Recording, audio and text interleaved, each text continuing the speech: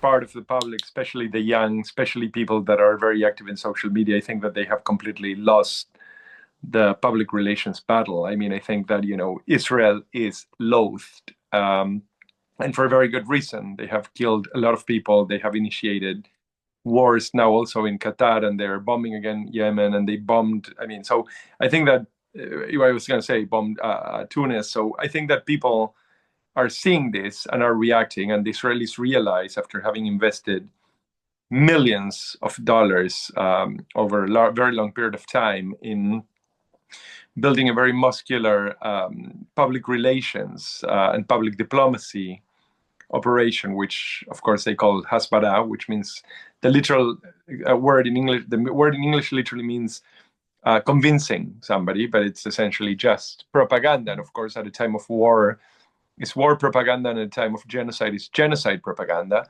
And they cannot really convince anybody, and they cannot really compete with the images which are coming raw from the people that are documenting their own destruction.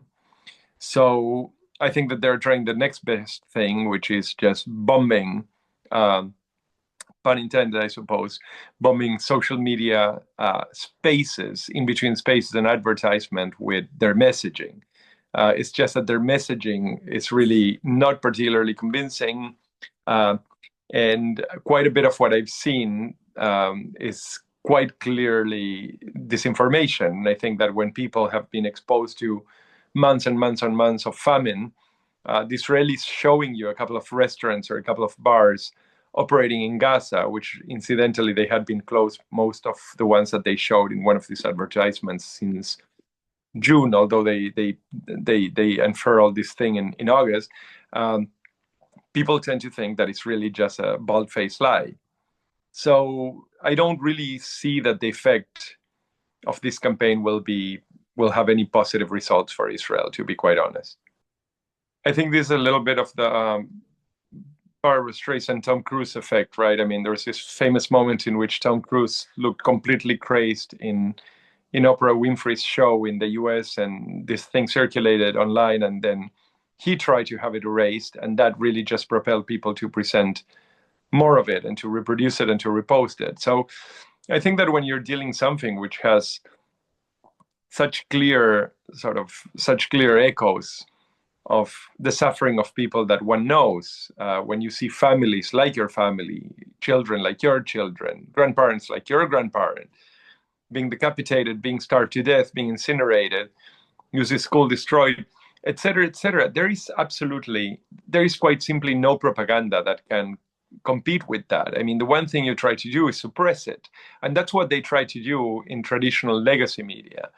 But precisely because that is now a very minority channel of distribution for news, they are competing with Instagram, with TikTok, with, you name it, Facebook and Twitter and so on and so forth. They quite simply could not outsmart the distribution in these platforms.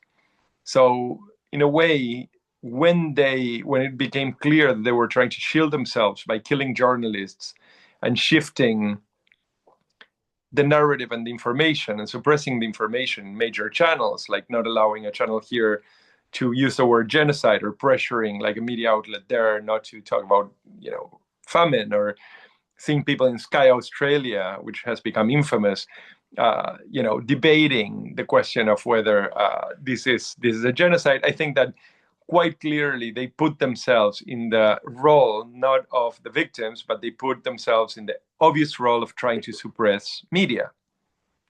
And I think that that's pretty much how Israel is seen now, not only as a genocidal country, a mafia state, a terror state, I mean, as we have seen in Lebanon and in Qatar and in Tunis, but I think that they're also being seen as, as a censoring state, a state that will do anything it can, including kill 250, 270 journalists for the sake of controlling the information and the narrative.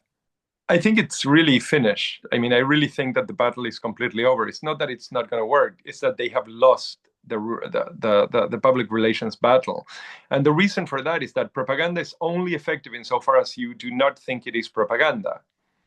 The problem with the Israelis is that they have lied so blatantly they have made such a big case of presenting themselves as completely, free from punishment. I mean, they have paraded and boasted their absolute impunity, basically boasting of the crimes that they have committed, including Lebanon, that right now the denial of those things that they have more or less admitted looks really just like them trying to lie in order to get out of the heat.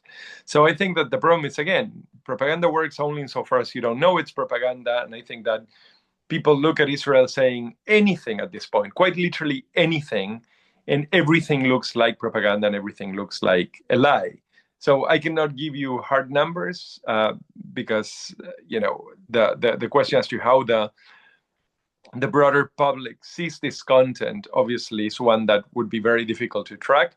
But to judge by demonstrations, to judge by the streets, to judge by the way that the public sphere is discussing Israel and discussing Gaza, I think it's fair to say that, not only nobody believes anything that the Israelis say, the general understanding is that whatever they say is made up in order to cover, crimes against humanity, war crimes, programmed and perpetrated famine, the mass infanticide, and so on.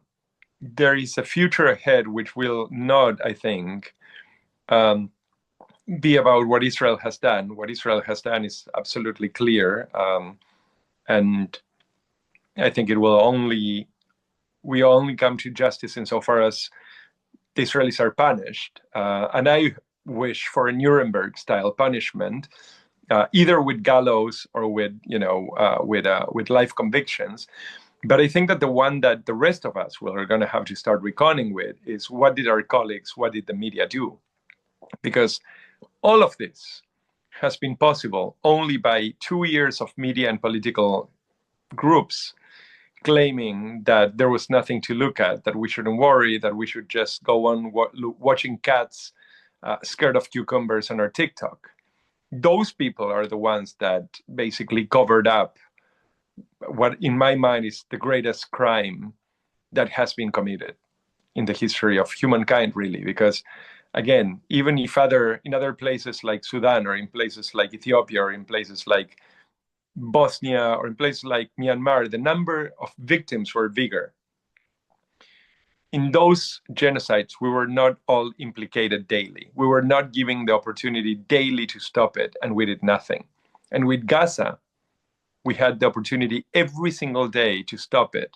I mean, every single day to say this was a genocide, or there were at least all the signs of an intended genocide, and it requires prevention. And we, or at least our colleagues, did not do it.